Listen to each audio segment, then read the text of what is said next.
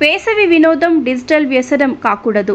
CP Sajjanar తల్లిదండ్రులు అప్రమత్తంగా ఉండాలని సిపి సూచన.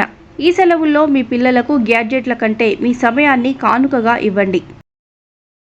అందరికీ నమస్కారం.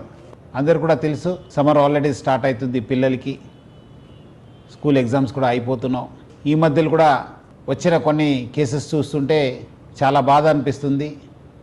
ఎందుకంటే అంతకుముందేమో మనము చిన్నప్పుడు సమ్మర్ హాలిడేస్ వస్తే మన చుట్టాల ఇంటికి కావచ్చు, మన సొంత ఊరు కావచ్చు, లేదంటే దగ్గరున్న ప్లేగ్రౌండ్లో, లేదంటే దగ్గరున్న గల్లీలో మనము ఫ్రెండ్స్తో ఆడుతూ మనం టైం గడిచేది.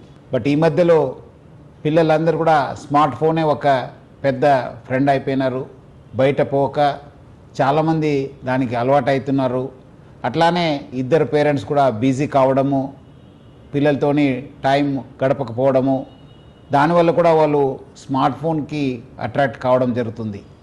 సో అందుకు ఈ మధ్యలో చూస్తున్నాను, పిల్లల్ని పేరెంట్స్ మందలించినా వాళ్ళు ఇంటి నుంచి వెళ్ళిపోవడము, లేదంటే వాళ్ళు ఎక్కడో బయటికి వెళ్ళిపోవడము, గంటల తర్వాత రావడము, లేదంటే చుట్టాల ఇంటికి వెళ్ళిపోవడము. సో ఇట్లా చేసి పేరెంట్స్ కూడా చాలా అంటే చాలా మానసిక వేదనకి గురి చేస్తున్నారు. ఇంకా మనకు 10th ఎగ్జామ్ అవుతున్నావు, ప్లస్ అట్లానే కొంతమంది 9th ఎగ్జామ్ అయిన తర్వాత కూడా కొంత ఆడపిల్లలు మగపిల్లలు కూడా కొంచెం మిస్ కావడము, లేదంటే ఎక్కడో వెళ్ళిపోవడము, లేదంటే కొంతమంది ఎగ్జామ్ బాగా రాయలేదన్నది అనుకోవడము, లేదంటే వేరే వాళ్ళు ఎవరో తెలిసిన ఫ్రెండు, లేదంటే సామాజిక తాణాలు వచ్చిన ఫ్రెండ్తో వెళ్ళిపోవడము, ఇలాంటి కేసెస్ కూడా గతంలో మనము రిపోర్ట్ కావడం చూశాను. అందుకు పేరెంట్స్ అందరూ కూడా కోరుతున్నాను, మీ పిల్లలతో టైం గడపండి.